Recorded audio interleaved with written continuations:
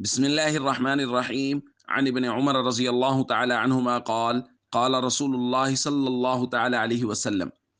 من فتح له منكم باب الدعاء فتحت له أبواب الرحمة الحدیث رواہ الترمذی۔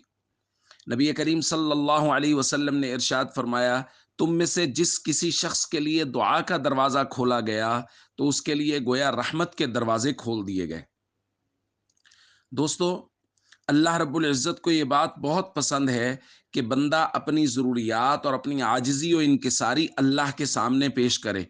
جب کوئی بندہ اللہ کے سامنے اپنی ضروریات رکھتا ہے اور اللہ سے مدد مانگتا ہے تو اللہ رب العزت اس کے لیے رحمت کے دروازے کھول دیتے ہیں۔ اس لیے ہم سب کو چاہیے ہم دعا کا معمول بنائیں، چونکہ دعا کرنے سے جب کوئی بندہ دعا کرنے لگ جاتا ہے، نبی پاک صلی اللہ علیہ وسلم فرماتے ہیں اس کے لیے رحمت کے دروازے کھول دیے جاتے ہیں۔ تو دعا کا معمول بنائیں، اپنی ضروریات کو اللہ کے سامنے رکھیں اور اللہ سے مدد مانگیں۔ اور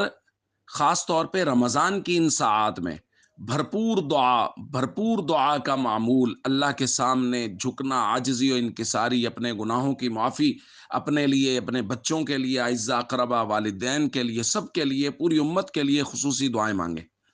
اور اس کے بعد حضور علیہ الصلوۃ والسلام نے فرمایا وما سئل اللہ شیئا یعنی احب الیہ من ان یسأل العافیہ،